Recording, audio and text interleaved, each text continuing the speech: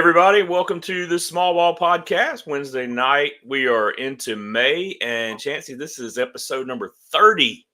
30 for us. So I'm kind of like a little kid. I got my numbers on my fingers, 30. Yeah. For the Small Ball Podcast. So it's been a good ride. We appreciate all of you for tuning in every week, for interacting with us throughout the week, away from this, and telling your friends and all that kind of stuff. So we appreciate all that. We got a good show for you tonight. We're going to talk about a lot of different things. We'll talk about bats. We're going to talk about high school playoffs. We'll talk about college baseball projections. We're starting to get some 64 team projections for the NCAA tournament there at the end of the season. A little bit of everything. So we'll get into that in just a minute. Chancey, how's it going in Starkville? Well, man, with Starkville's getting busy. We're coming to the end of a rec ball season. We are continuing doing our training with the Bulls. I'm loaded to the brim with lessons, as many as I can do during a day. And it's just wide open baseball. Weather's coming and going here. When it's not raining, it's beautiful. Yeah. But yeah, I mean, the big thing now is closing in rec ball, and of course, Small Ball Podcast is 7-0. We had another walk off on Monday night. It got a little closer than what it was supposed to be. We were up 11 to 4, and I started moving some things around a little bit too much, and they came back on us. And Nolan was catching. I'm just gonna say that. And I told him, do not put that gear back on. I got in trouble by the other coach, said no more switching around. Shout out to Coach Lack. He said, that's enough. I said, okay. And but I knew we were home team, and we were getting close to the end of the game, and we had 2-hole up, and then Nolan's 3-hole. 2-hole hits a double, Nolan drives him in, and we walk it off. So I had it all figured out, kind of. Yeah, I love it when a plan comes together. Small ball. We have to make it interesting. If not, people get too mad at us, Yeah. So one more game, and then you said there's a playoff at the end or a tournament at the end. There's a playoff, but they will give us. So we got one more game. They've already kind of. I don't think there's a way we can not win the regular season. So they're already starting with all stars. Like conversation. Got the email today, and I'm having to be over that. So I'm trying to come up with a creative way to make sure I get the correct players that represent the league, and that's what we're doing. And so I'm gonna do a tryout. I'm gonna let coaches, suggest players, and then we're gonna do a tryout. I want to see them on the field, So All Stars. I remember playing All Stars. It was always a good time. It's really cool, especially for kids that don't do travel ball, and a lot of yours aren't, quite at that age to play travel ball yet. Kind of get a feel for that, and that's what really playing 6U and 7U All Stars for our kids when our group came into Bull, that was really what kind of lit that fire for them, was going and playing a couple of tournaments and winning meaning something, right? So you get to move on, you get to keep playing, and there's a goal at the end. And that was really what kind of started that thing for our group is playing All Stars. And I'm sure that's not just for us. I think that's probably for a lot of groups. So it's a lot of fun. It's cool to wear. It's cool to wear your town's name on your jersey and that kind of stuff. And then you make it to the All-Star World Series, and you get to wear your state's name on your jersey, right? You get to represent your state, and so that's really cool too. We always had a good time with that, so I know those kids will look forward to that. And but there's also some politicking and some headaches that go along with that too, right? Oh yeah, there's going to be some feelings hurt and whatnot, and so we just got to roll through it. And this game will hurt your feelings a lot if you allow it to, and so I wish I could. I'm going to try to do two teams, that and not just because I feel like some kids need to continue playing baseball and get the reps. I know the value in that. I know last year I pushed to have 2 teams because there were several kids that were on. They end up making the second team that are on our Bulls team now that are studs. I mean, I just knew they needed to play a little more baseball and they'd be fine. And that was at 6. Now we're at 7, and it gets a little more pronounced of like who the better kids are. But I want to see them on the field, and I'd love to push 2 teams. If not, then we're gonna roll on what we got and have fun. It'll be some fun little tournaments, like you said. Represent it. I can go and not wear Bulls stuff and represent Starkville but be proud of what we do as an organization that trains a lot of the kids that's going to be on this all-star team, no doubt. Mm-hmm. Yeah, it's fun in multiple ways. Not only do you kind of wear your town or your community's name, but a lot of times, like with Oak Grove, the color scheme and the logos and stuff are the same as the high school, right? And so it was always kind of cool for the kids to wear, what looked like the Oak Grove High School uniforms. And and I'm gonna push that as well. A lot of times, like I saw it last year, we had Navy last year, which looked good. And then here there's 2 high schools, this SA and Starkville High School.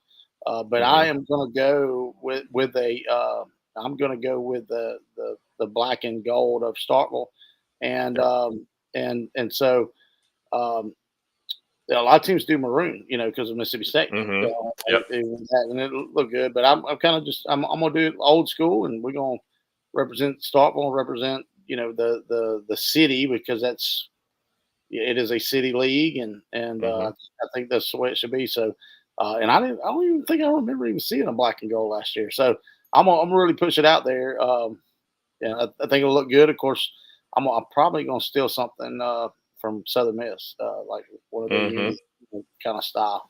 So I'm gonna look at. I got a sponsor out here. Last year we had Walk On sponsor our jerseys. A lot of times you get a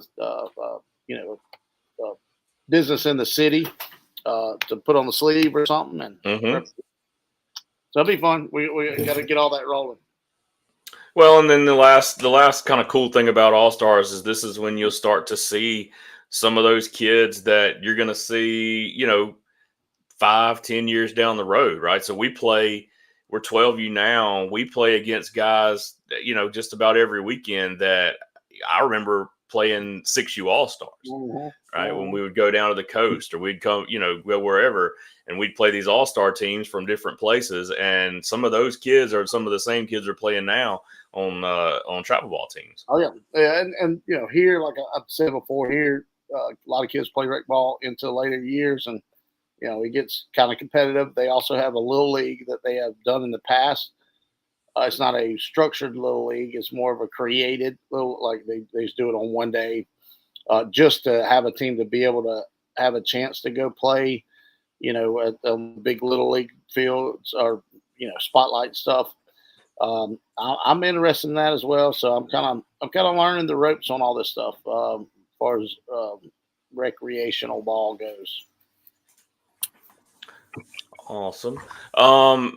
Okay, well, let's, speaking of recreational ball and travel ball, let's talk about what are the things that you wanted to talk about, and I have mixed feelings on this topic, and I know I saw Mike Caldwell, he's on with us on Instagram, and I know he's got thoughts on this, but let's talk about bats, man, where the bats are going and where they've gotten to, and there are.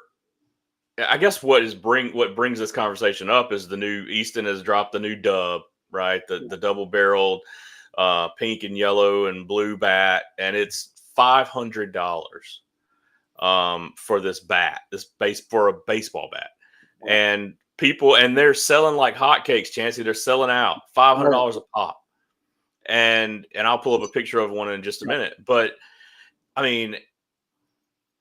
Goodness gracious. And coming from, I'm interested in your thoughts and Mike's thoughts too, if he gets on, because Mike buys a good bit of bats. It's kind of a hobby of his. Several of them end up in the hands of my kid, but I'm interested in, from a trainer perspective, how much does that matter versus technique and form and that kind of stuff? So I'll probably shock you with some of the answers. So Okay. since I began doing this, full time, and I've always done this. Even from high school, I had lessons. But when I started doing it full time, you get more parents ask you, what kind of bat does he need? And I answer Mhm. with the one he likes. Mhm. And so multiple reasons with that, but I'm not a bat salesman. So, I can't tell you that the dub is better than the hype or the whatever. Bat Bros does a good job of, putting that out there. And they made my life miserable the other day because I had to like do a lot of stuff to try to get some of our Bulls players as dub because we are a Rawlings club and which is associated with Easton. So, Mhm. so it's a thing. But I always tell them the one you like, and the reason is, and compare it to anything like a fishing lure. If they like it, they're going to use it more. It doesn't even matter if they fail with it; they like it, so they will use it more. The bottom line, I want them to hit more. So if it excites them, fine. So Mhm. to the actual structure of a bat, what's good and what's bad. I train all levels of kids. I mean, rec ball, beginner, like hadn't even started rec ball yet, all the way to college, pro guys. Well, it still stems of what they like, but it on the structure of the bat. Some of these bats feel really good in their hands. So, Mhm. some feel one particular bat that's say $300. You compare it to another bat that's $300, and one might be end loaded, one might be balanced. One kid over the other might like it. Don't matter. They're equally as good, right? But it feels Mhm. good, and they're going to put a better swing on it because it feels good in their hand. Well, then you can go. You can take a kid with a $300 bat, give them the same length, same size, and give them a USA bat that's a rec ball bat, and it don't feel good when you hit it. It don't feel good in your Mhm. hand. So I do believe that there's some value in the value, or value in the structure, value in the product, that it feels good when you hit the baseball. So I call it the trampoline effect. Not literally. I shouldn't say that because people are going to refer it to it's like a trampoline, like jumping off the bat. I'm not meaning that. My trampoline analogy is when you get on a trampoline and you first jump and you realize like it feels good to jump. The next thing you're Mhm. going to do is try to jump higher. So if a bat Yeah. feels good, it don't matter if it's a wood bat or whatever. If it feels good, then you're going to try to hit that ball harder. You're going to try to put a better swing, even better swing because it feels good. So I'm all about feeling good. So if a kid likes it, it feels good. Sure, I'll watch Mhm. the videos. I've seen them. I know. So I went to Hoover this weekend, 12U, and I saw about 10 of them. Brand, Mhm. brand new, and they're like, and if you see one kid walking with one, there's about 5 or 6 other kids just following him, and like he's holding it like it's a prized possession, right? Mhm. Oh, you got the dub, baby, and so that that was funny. But the problem is in Hoover, it's perfect game. You can't use the drop 5 dub, so Right. there's a big difference in the drop 8 dub and the drop 5 dub. Massive difference. 3 of them cracked when we was in Hoover with their 12-year-olds. Really. Oh yeah, they're too big and strong to swing at that. I mean, Bat Bros showed you like he could crack a drop 8 or drop 10, but he couldn't crack the drop 5. It's just too Right. thick. It's the same thing as a height. The height fire drop 5, it is strong, but you got to be strong to swing it. You you Mhm. you put a 31-inch drop 8 in a 12-year-old's hand. It's just different. It's too thin wall. It's just they're too strong. They're swinging it too hard. Mhm. Now Nolan and them, yeah, sure, it's fine, and they're not gonna bust it or nothing. And yeah, you can tell a difference. I mean, I got kids. They don't have any restrictions on our rec, and I got kids that bring little bitty, USA bats. I'm like, nah, hey, give them, just a bigger barrel, and yeah, it's not going to just jar their hands, and they just stop their bat. got a chance to hit a little harder. Mm-hmm. There is a difference. There is a difference. But yeah, one $500 bat to the other $500 bat, I can't tell you one. It's going to be, hey, what do they like? Yeah, and I was trying to get, I couldn't get that picture. And there will be another $500 bat come out before the end of the year. Oh, absolutely. Another brand is going to have a double walled bat. It's just, they're just like cell phone stars, just like cell phones. So, yeah, you think about Nokias, like that was the old Easton green, back in the day, the old metal bat. And then we get composite, the connection, and but what do you think about the Dove? Carter's bat. So there was a Dove at practice tonight. Whoa. Mm-hmm. Carter Black. You're gonna flip backwards on that too. Just get a bat that's not a USA bat and just hit with it. That's your philosophy? Yeah, you want to tell them? So Nolan says just get a bat that's not USA and just hit. What Just bat hit. do you like? I like the Black Emerald. No one likes the Black Emerald, which is a new bat. So it's a Yep. very barrel-oriented bat, which is, to me, similar to the Hype Fire. Is like you got to get a barrel for it. Mhm. If you get a barrel, it's going to go. But if you don't get a barrel, it's just like any other bat. And so he's gotten a few barrels with that Black Emerald, and it does feel like it jumps pretty good. So he likes it. But Joe hits tanks with it. His buddy. well, just so I got to say this, Chancey. Jackson hit 2 bombs this past weekend. I told you he hit one about 260, 265 into a tree, and he hit both of them with the Black Emerald. Really?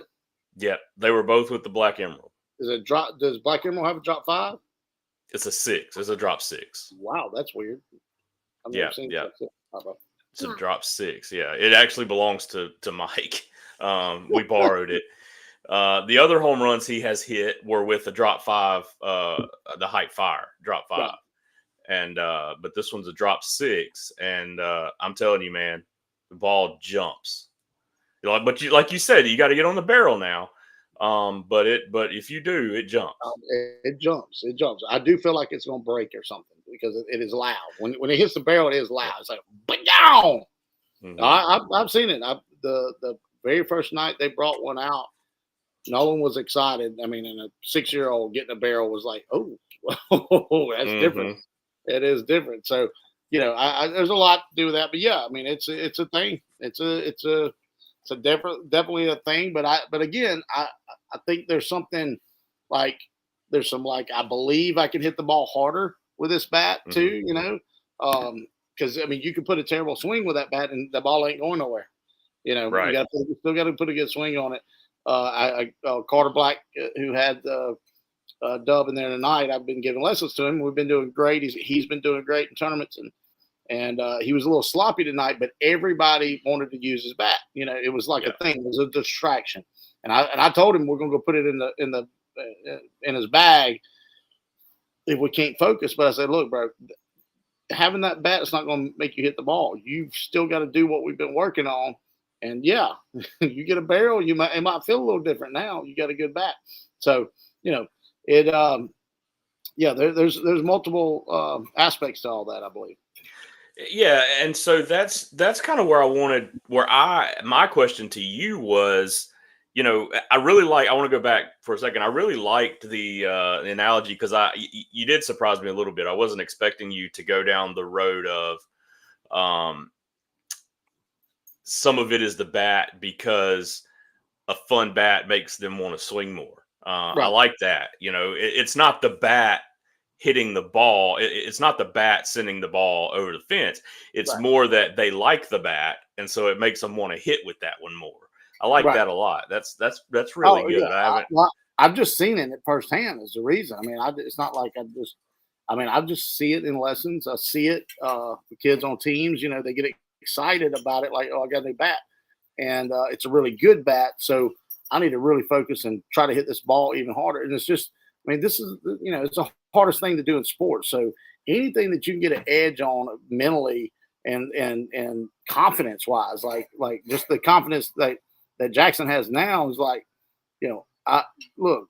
So just think about this. I hit 2 home runs with a height fire.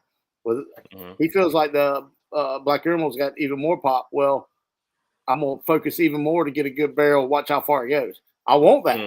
Like put your best swing on it. Watch how far it goes. Some days you're gonna miss it. Some days, but the fact that he's trying to put more better swings on balls becomes a thing.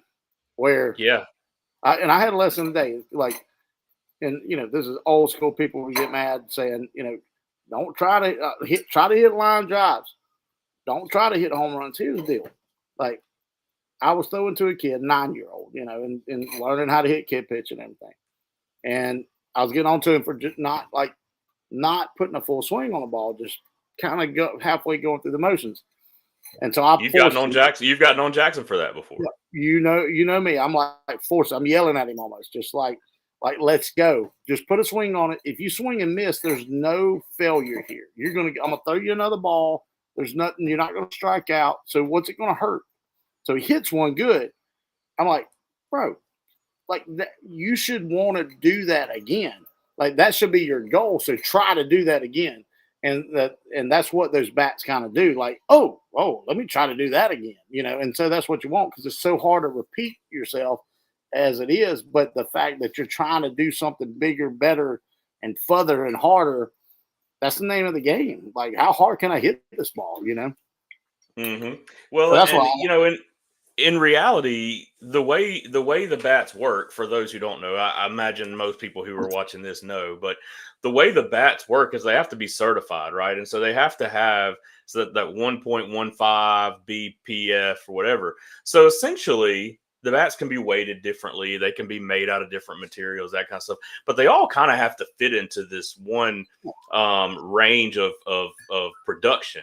So there is an element of the bat can only do so much, right? And this bat is built to the same specs as this bat. Now, again, different materials, different weighting, that kind of stuff. But as far as the pressure of the ball coming off the bat, they have to be very similar. So, there's not a whole lot of difference. And again, they'll come out with another $500 bat that performs just like this other $500 bat. But how much... I guess there's something, a $500 bat. That's the saying is, a $500 bat can't fix a 10-cent swing, right? And so you do have to, I think you would agree, you do have to still focus on swing mechanics and technique, or that bat, or you're just wasting money on the bat. You got to get a barrel, bro. You got to get a barrel. You got to stay in your legs. All the bats go the same distance off the end of it, and off the handle.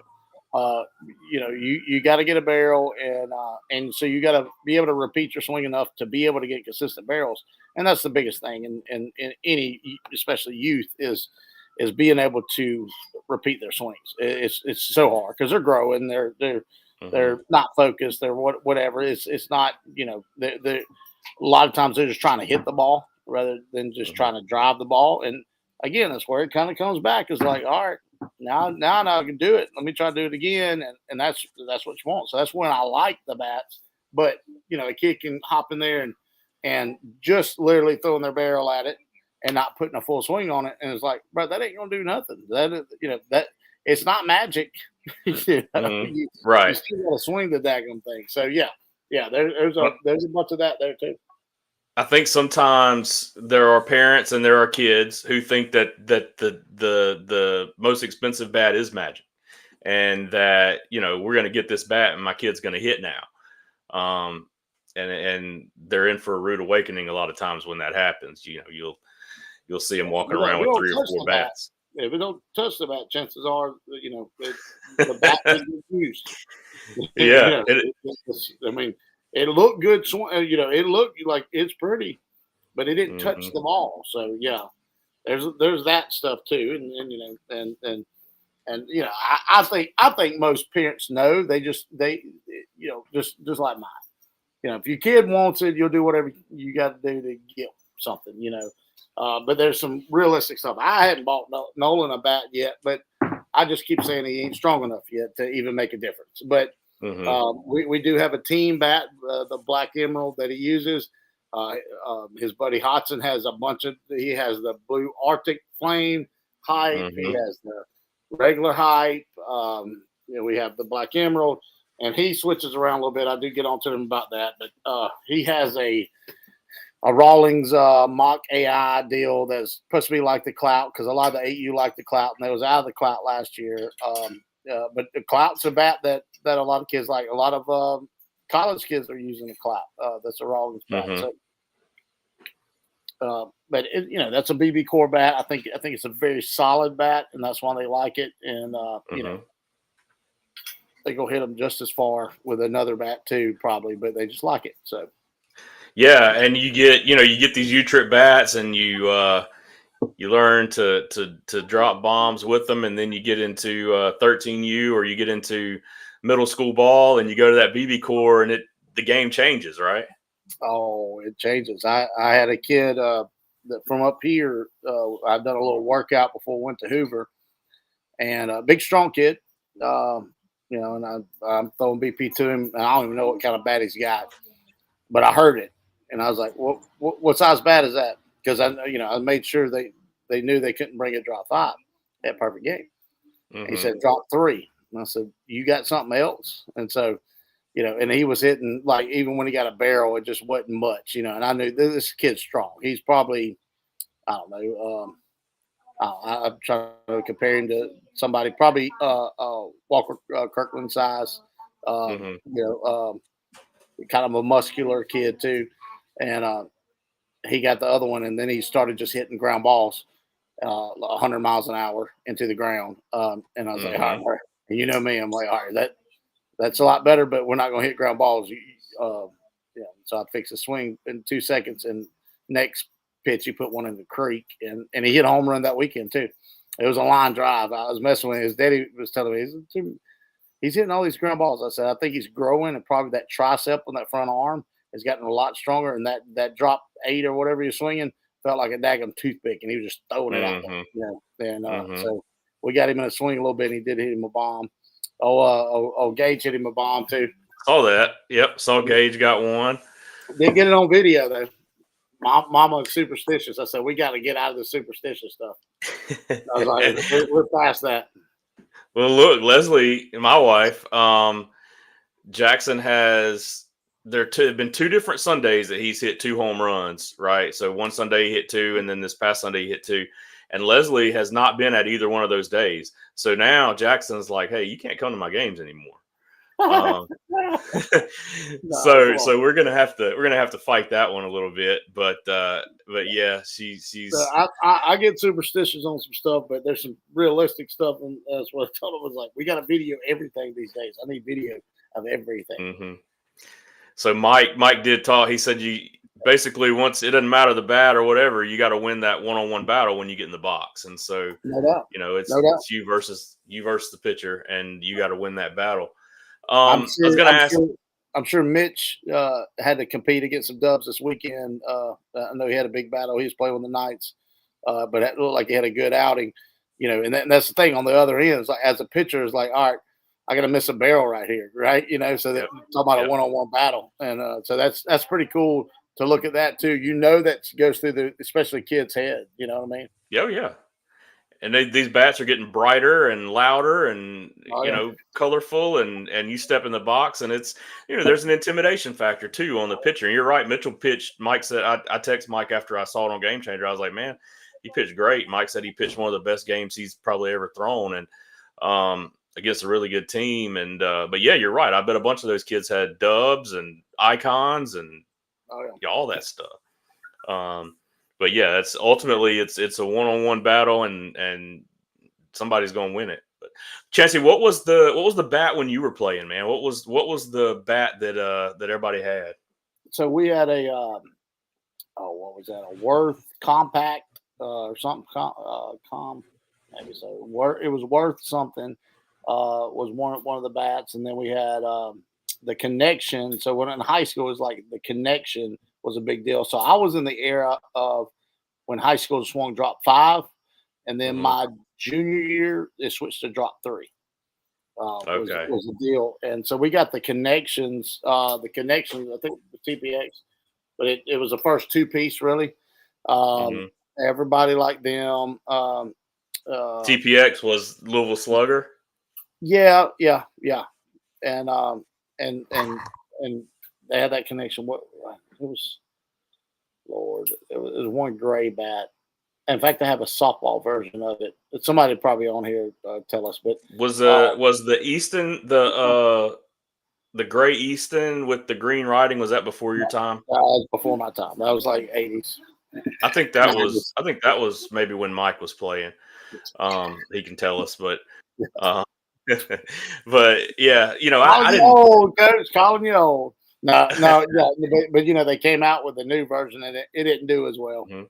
But Yeah, no, yeah, that was very popular, and you'll see them on a lot of garage sales and stuff. I do like to see them. They're cool. They're kind of vintage and like they're a staple in modern baseball. But yeah, I mean, I had you that don't hear con. much about Worth anymore, right? I mean, Yeah, Worth is kind of it more of was a a thing. Yeah, softball thing now. it is. They switched to totally to softball, but no, I mean they had bats back in the day. I mean, I remember Coach Bray getting me one, and like because I was so little, I just in eighth grade, um, I had to get like a 31, the smallest I could get, and to start trying to swing, and that was drop 5, but that was Mhm. like it seemed hard compared to what we used to do, and it wasn't near a big deal back then. I mean, they definitely made it a big deal now. I mean, it just Yeah. was not. I don't remember. I remember. So we done fundraisers to get bats for a high school. I remember that was a big deal. Like, was excited to get all these different kinds, and nobody knew. We didn't have the internet like they do now, and we just we're excited to just try out new bats. We go there and hit BP with all of them. They're like, oh, I like this one. We didn't know the ratings Mhm. on it or anything. So were you on side? I didn't find the softball version of that bat. Huh? You didn't find the what? Softball version of that bat. Oh, it's in my truck. The softball version of the bat. Maybe it was a stealth. Maybe it was a Easton stealth. Oh yeah, yeah. I think I got it. There's one in my truck that I forgot my fungo one day, and I picked up this softball bat when I was doing some eBay reselling stuff because they sell old bats sell really well on eBay, and so if you got folks out there that's got old bats in your closet and you need some extra money, throw them on eBay. Mhm. Go check the prices. It'll shock you. Good Lord, it's softball and stuff, especially men's softball, they'll pay some money for that. But people do it for home run derbies and stuff too. Mike did confirm TPX, Black Magic, and Green Letter Easton were the 3 big ones in the late 80s and early 90s. Yeah. So we had a Black Magic too, and during my era, and I was 99. I was 99 to 02, pretty much. Well, they have a Black Magic now too. Jackson has one. Really? In fact, the first home run he ever hit was in 10U. He hit it with a Black Magic. It was I think somebody's, maybe Mitchell's or Briggs, but Was it really? he hit it with the Black Magic. Loud? Yeah, it's loud. That's the one that, like, in the facility, it sounds like a daggone Yep, ringing the bell. yep, it's loud. Any final thoughts on bats before we move on? What you think? No, any final thoughts? You want to tell them What? on bats? What's the next bat you want? Just a hype fire, like one with the regular hype fires. Regular high flyers. You think that'll do it? That'll be the trick. You about can't beat the Hype Fire, man. I mean, it's He swung one Monday. He's been swinging at 28, and I wasn't there, and I was watching. He's starting to drag it. It's too big for him, but he does have a big barrel, and he's able to get barrels. But I told him pick up that 27, and it was a regular high fire, and no, I said be geared up. It was a new one. The new one. And anyway, I told him catch it out front, and because he don't pull the ball a whole lot, he stays behind it, which I'm not mad at. But I want him to catch one out front and get a barrel and send it to the fence. And he hammered one. His first at bat, he hammered it to the fence. So that was good. That was good to see, and I knew it would feel a little light for him. So it's neat, kind of seeing him grow up and figure some stuff out. Are they able to use U-trip bats in rec ball? Oh yeah. Okay. There's no stipulation. Yeah. Now, So down here, I think as they get older, they fuss at them. But I don't. I'm one of them. I wish they didn't have any of those rules. Bats down here they have to use USA bats, and those jokers are dead. Like they're supposed to be comparable to the BB core, and I think they're more dead than the BB core. I mean, they're you can't do anything with those. It's there. I talked to my buddy in Ellisville, and Summerall people. I bought Nolan one. Spent $200 on a USA bat when he was 4. Mm-hmm. And I was like, "This is ridiculous. I'm not doing this." And I snuck him one in. Like he would get a barrel, it would just go nowhere. It's so bad. I'm like, it is bad.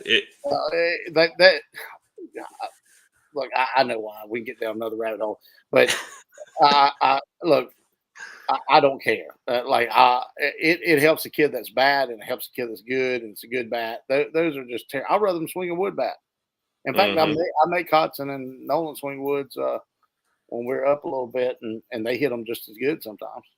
We've done the wood, in rec ball and stuff before too. You just, because you're going to do as much with that as you are with the USA bat. Yeah, if they change the rules or something, Nolan's swinging a wood during rec. If we continue to play rec, that's the thing. Well, let's talk high school playoff baseball. We're getting pretty deep into the playoffs now. Just kind of a little local flavor in the 4A bracket in the South. You've got, it's coming down to what it comes down to every year, right? It's coming down to Sumrall and Purvis in the South State Championship. But right now you got Sumrall and Northeast Jones, and then you've got Purvis and Columbia. I don't know much about Columbia. I know Northeast is pretty good. That's already happened. Has it already happened? Yeah. Oh, it sure has. I'm sorry. I didn't scroll over enough. No. This is the week. Yeah. So Sumrall Purvis in South State. Yeah. This is the week. Yep. So you got Sumrall Purvis. Oak Grove beat Petal. That was a big one. Oak Grove's got Brandon. Yep. That was a big. That was a big series. Good series. Yeah. So in on the north side, in 4A, you got Sumrall Purvis at the bottom, which is every year. I'd like to know how many years in a row it's been Sumrall Purvis for that South State Championship. There's one time at least 3, right? Yeah, but there's one time it was Stone. Stone made it to the South State.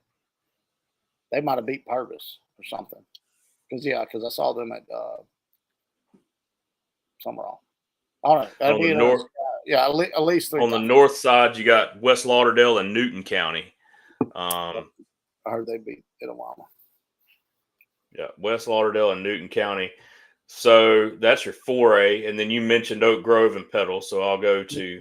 They're still in third round. Should be. They're a week after everybody. The 7A. Yeah. So they are still in the third round. So Oak Grove and Brandon this week. And then in the north, you've got Tupelo and Madison Central. Tupelo, I've been seeing a lot of stuff on. Madison Central, they're in the same division as Starkville. And Starkville got beat by Oxford. So I think Tupelo beat Oxford. Am I right? You got a bracket up there? What you got? Yeah, I got it right here. Tupelo beat Lewisburg. Really? Ooh, Lewisburg's good. Yeah, Tupelo, Madison. That's why I'm seeing a lot on. That's why I'm seeing a lot on Tupelo because Tupelo beat Lewisburg and then they beat Clinton. Yeah. And on the other side, Madison Central beat DeSoto. Oxford beat Starkville, and then Madison Central beat Oxford. So you got Madison Central, Tupelo in the north, Oak Grove, Brandon in the south. Oak Grove had to go through Biloxi and Petal. Brandon had to go through St. Martin and Ocean Springs. Mm-hmm. Well,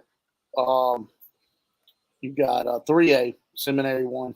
They went 3 games with St. Stanislaus. I watched it Monday night, JD. So I'm on the. I'll get to that one in just a second. I'm on the 6A now. In the north and 6A, you've got Saltillo Warren Central, and then in the south, one that we were kind of following, or I was following, Hattiesburg. Ended up losing to Pro River Central, who's in it almost every year as well. And then on the bottom, George County beat West Jones. So you got Pro River Central and George County, both 1 seeds in the South State. George County won State last year. Did they win it last year?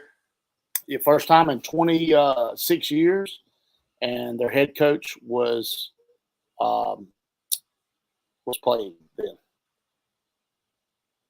Brandon So I know in 5A, you've got in the north, you got Lafayette and which is in Oxford, Lafayette and Corinth.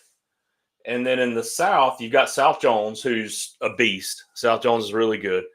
And then it says to be determined, I guess, that the Florence East Central series has not ended yet. I don't know if they got rained out or what, but it doesn't have a winner for that one. So South Jones will face whoever wins that. 3A, we've already talked about 4A. So 3A in the north, you've got Mooreville and East Webster. And in the south, like you said, West Marion and Seminary. So you said, did you say you talked to JD? I was talking to his daddy during the game. No, I was watching it Monday.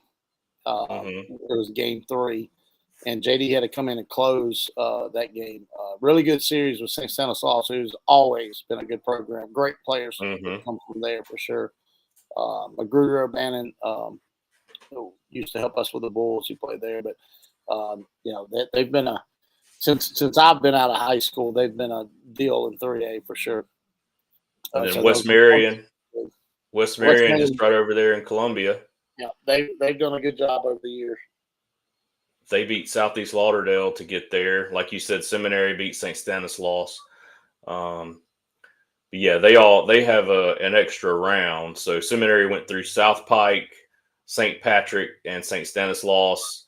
Southeast Lauderdale went through Perry County, Perry Central, McGee, and West Marion went through Noxubee, Franklin County, and Southeast Lauderdale. Right. To get there. So Seminary and West Marion. And just to round it out so we don't forget anybody, we'll do 2A. In 2A, you've got in the north, East Union and Hamilton. In the south, Clarkdale and Pisgah. Tell me all you know about those teams. Clarkdale and Pisgah? No, yeah. I know Pisgah. We've had some players there. I don't know anything about Clarkdale. I'd had Walker Whitehead is from Pisgah. Okay. Well, that's more than I expected you to know then. Yeah, he's played with Bulls. In fact, he's going to World Woodbat with us with our 16. Okay. And then 1A, West Union and Myrtle in the north. And in the south, Sacred Heart. Sacred Heart is in South State Championship against to be determined between Taylorsville and Resurrection Catholic. So I don't know. I think Taylorsville won that. I'm pretty sure Taylorsville won that. Delayed. They're still late on that. Yeah, we've got a player. Who we got over there? Lord, Dama, tell me. Darren. Darren. What's the last name? Well, it hasn't been announced yet, but I actually know the new Darren Brown is a former Bull. The new Darren incoming Brown. head coach at Taylorsville. Oh, good. I do. Hadn't been announced though. Yeah, they haven't announced. They're waiting until the playoffs are over to announce it, but he's already been hired. I'll try to come next week. We'll try to get whoever wins is headed in the state. We'll try to grab a coach or player to come on with us next week to talk about it. That'd be fun for one of our South teams. Hopefully, one of the if Seminary will grab JD and get him on here and get him excited and Well, and Purvis either Purvis or Summerall are going to make it. What are your thoughts on that series? It's just I'd say you need to go. It's definitely some of the best baseball you're going to find in our area. All those kids, that particular class, that 2025 class, I brag on so much. Those groups have put in a lot of work, and they've been very successful. They expect to win. Both teams expect to win. Mm-hmm. So you're going to see that. It's going to look different on the field. If you go to another series, it doesn't look like that. You'll know what I'm talking about when you show up. Both teams expect to win. Both crowds. Do you know who the home team is in that? Who's got game one? Purvis. Could be Purvis. Yeah, Purvis Okay. won. Purvis is 1 seed. Summerall's 2 seed. Okay, so it'll be Purvis, Summerall, and then back to Purvis if they need a game 3. Yeah. Do you know the date? You know what days? It should be Friday, Saturday, Monday, like the rest of them been. Yeah. It should be Friday, Saturday, Monday. It's going to be interesting. I mean, it kind of comes down to if Purvis is going to pitch well, they're going to hit well, but Summerall could out pitch them. So you got that. It's going to be tough. I know. Hawkins has got his team fired up. Him and Garcia and Leo and all those seniors. Jack. I mean, they're fired up. They're feeling good, feeling confident, and I promise you, Purvis is very confident. I mean, JoJo and Jake have been on a hitting tear every game. I don't even know what their numbers are up to, but it's something ridiculous. It is getting national attention because of how many home runs they have both hit together, and of course, every game. So the difference in this, there's going to be scouts of this game now, and it's been a thing. So when Purvis had to go to Greene County, I talked to some of my Greene County people, and yeah, it was like stopwatches, guns out every time. I mean, just it's video. Coach Bray said it was something fun to watch, and it's been a while. I remember Wendell Fairley at George County when he was coming through. It was like that. Like there'd be 20 or so scouts when we played them, and that's just cool. That's cool to have at your ballpark. I think even the opposing team, if you just gotta appreciate it. Hats off if you love the game and you got two players like that are getting that attention. Well, but think about the star power. That's 4A. Those are 2 4A teams. And I mean, you've got 3 Dandy Dozens on the field. You've got a couple of guys that are going to get drafted here pretty soon. I mean, and then guys like Landon Hawkins who didn't make Dandy Dozen, but I mean, good players. I'd take him on that team. I promise you. Yeah. I'd take him. I was telling somebody the other day, and hats off Landon. Me and him, we've done a lot of stuff together. I texted him today. Matter of fact, he's going to be running DAPS for me in Summerall, and so I hadn't announced it yet. But parents that are listening, that love DAPS. If you don't know what DAPS is, it's Defenders Academy Performance Series. I've done it for like 8 years. Well, I actually have done it for 13 years, but I've called it something else. But the DAPS have stuck since I've done Defenders Academy. Anyway, Landon's going to run it for me, and great competitive. I mean, I don't know if I've been around a competitor like him. He is highly competitive, and sometimes to his own fault. It hurts him sometimes. We've had those conversations through the years, but there was a video that came out. Hats off Frank Garcia. He does a lot of their media stuff there, and I sent it to the coaches, and I was like, "Look, I'll take this any day," and he was firing his team up in the circle and getting them ready to play Northeast Jones, and I think he was a little upset about a few things that got said. I don't know if it was on the internet or what, but he let them know that that that wasn't going to Yeah. be true. And Yeah. and I just like it. He doesn't do that just by his mouth. I think he competes on the field. Again, he gets himself in trouble, and I get on to him too. I'll be the first to tell him, like, calm your tail down, but you got to have some of that to be good, and it's fun to coach, and so I'm excited for him, and of course I love for that to bleed over to the kids. So I get him. He helped with club training this year some, and he helped me the other day do some group stuff, and he's going to be a great instructor. Being Summerall guy, going to Pearl River, and that's what's going to be interesting. When you have that like competitive atmosphere and guys like that, and you got 2 draft picks, and you got guys like Kenny Turner, same thing. Mm-hmm. He's played on Bulls teams and competitive, and it's his senior year. He's going to win it. I promise you. So we've got about 10 minutes or so, and I want to hit on the we got 2 weekends left of college baseball, and we're getting down to the nitty gritty here, and so you're starting to see these projections come out every week. And so the most recent D1 baseball field of 64 projections came out yesterday, and so I'm just going to go through them here. Yeah. I'll go through them by regional, and what I'll do is I'll tell you the regional, and then if you have thoughts, you just fill me in. So number one overall seed, Texas. So this is the Austin regional. They've got UTSA, Kansas State, and Oral Roberts.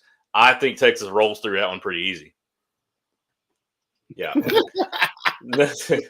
number 2 seed, Arkansas, has in Fayetteville, has Dallas Baptist, Kansas, Missouri State.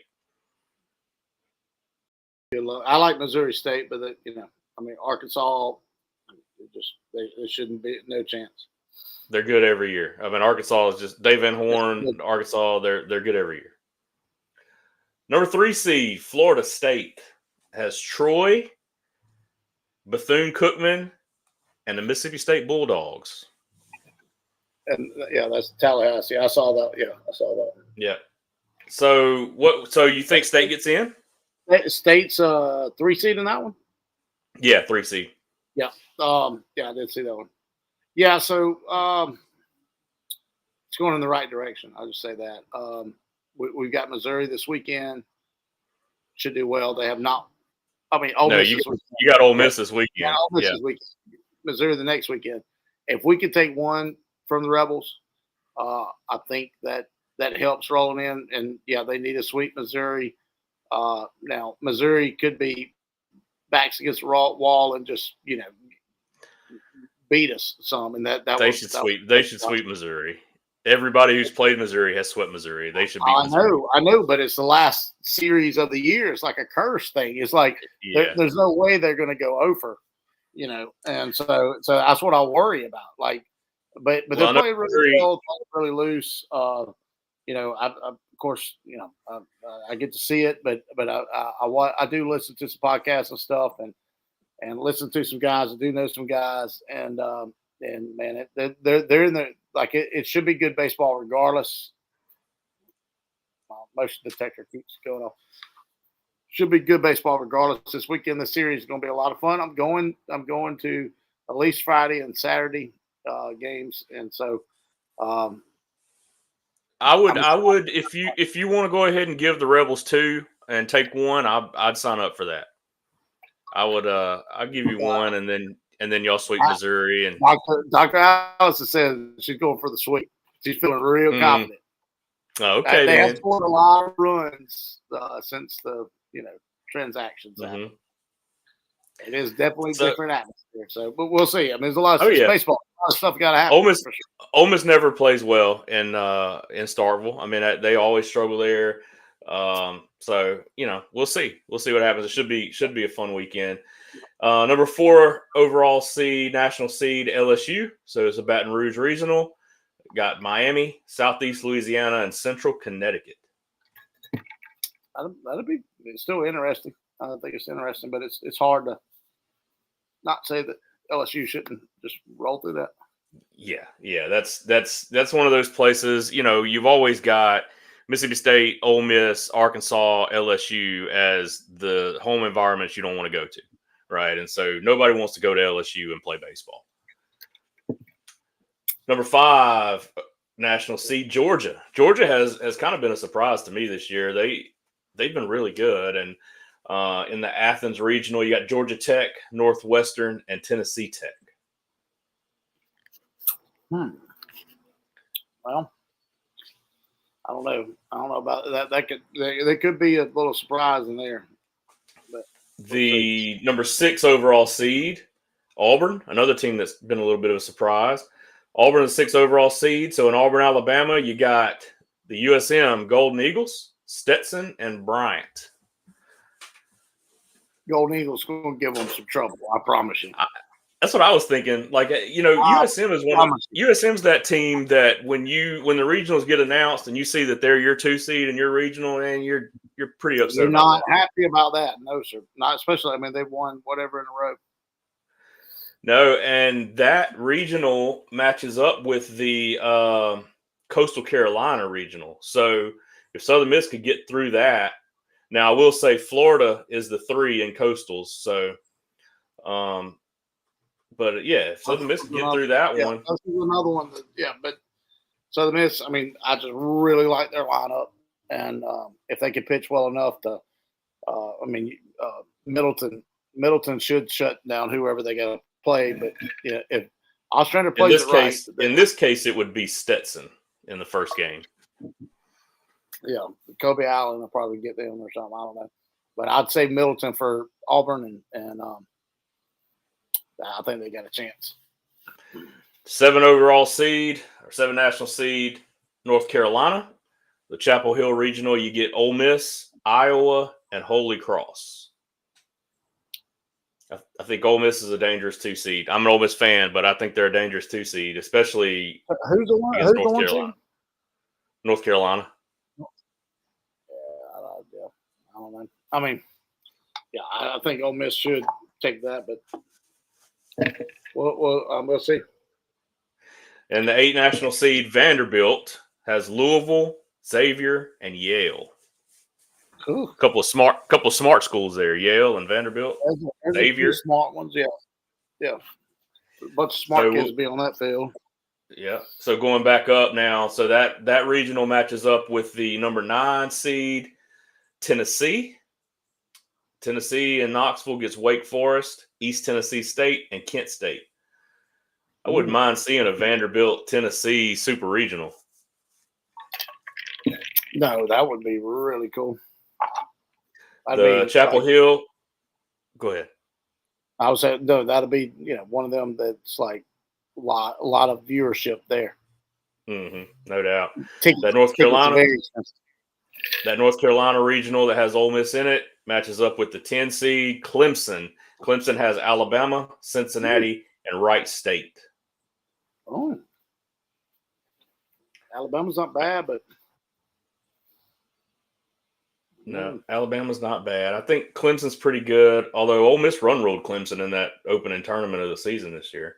It's hard. I think some of these. I think it's going to be a lot like the basketball tournament. I think some of these SEC teams are going to roll through some of these regionals, even as 2 seeds. And people are going to seem shocked. They're going to act shocked when in reality it's not that shocking. So that Auburn regional with Southern Miss in it matches up, as we said, with Conway, South Carolina. So Coastal Carolina. Coastal's got NC State, Florida, and High Point. If Florida plays, they're dangerous. Yeah. But, I mean, who knows?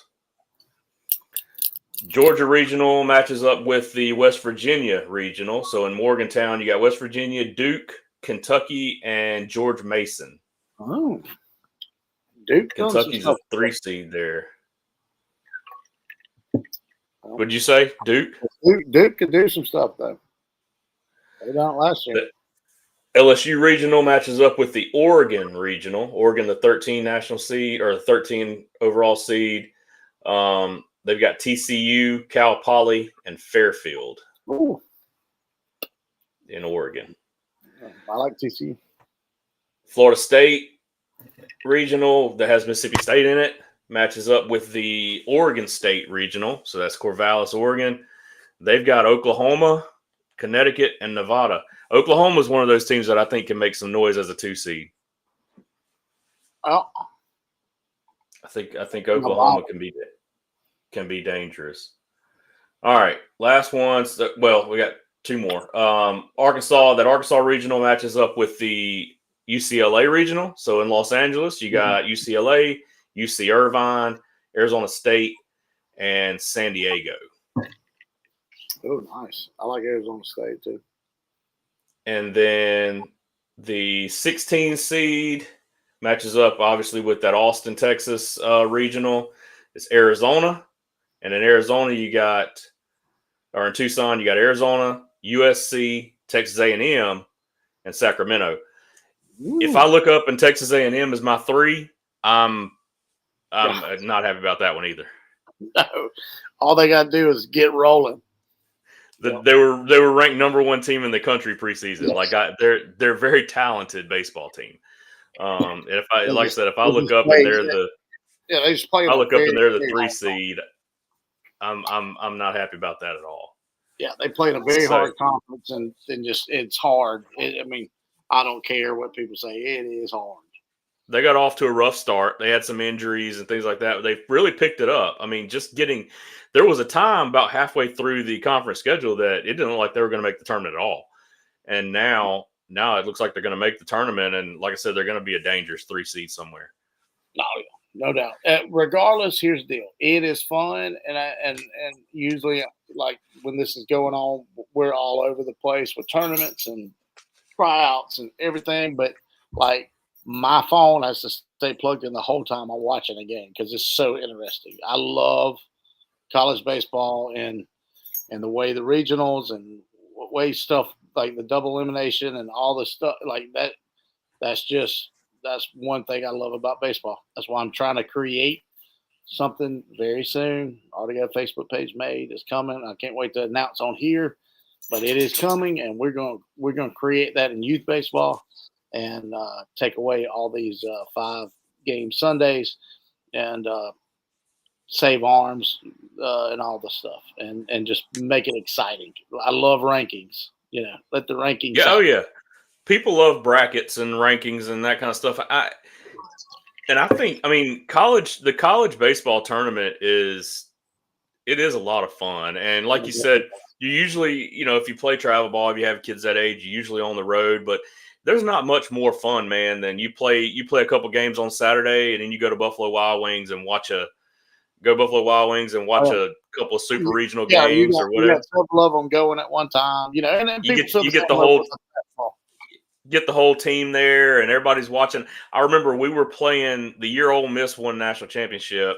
They played at USM in the super regional, and we were playing in Flowood, and we had played our games on Saturday, and we ended up probably 4, 5, 6 families from our team ended up at Wild Wings out there on their little patio watching that Ole Miss USM game. And there was some trash talking and there was some, whatever, but it was a lot of fun, man. There's not much more fun than doing that and getting all the kids involved, and it's a blast. So it's always fun this time of year, and I'm excited about it.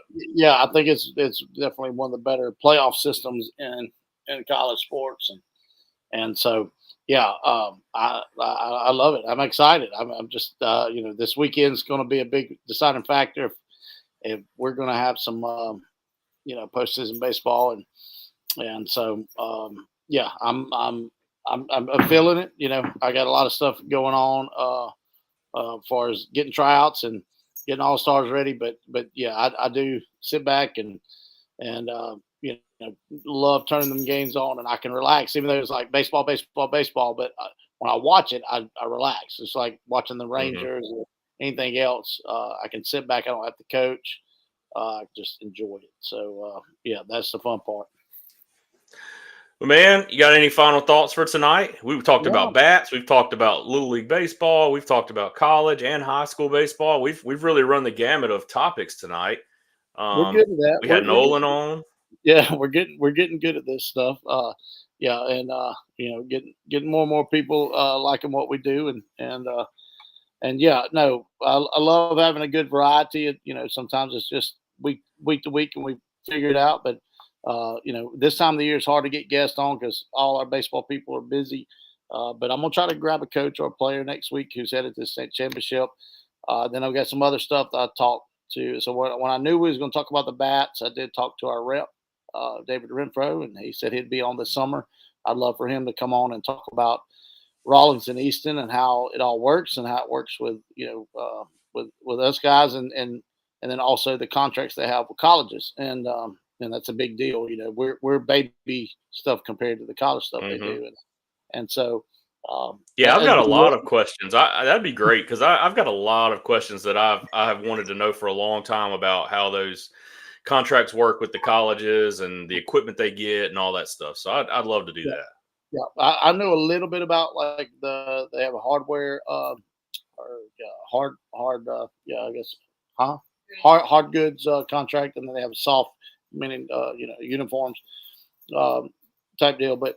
It's cool, and then now with NIL, a lot of stuff that probably could happen that I bet hasn't happened yet. So yeah, there's some stuff that I want to ask him too. That I'm more every time I have to text him, it's about like, hey, could you get me some nub bats with discounts, or the catcher's mitt or whatever. And no, David's great, and one reason we're with him, and they come and host a lot of stuff. He'll host.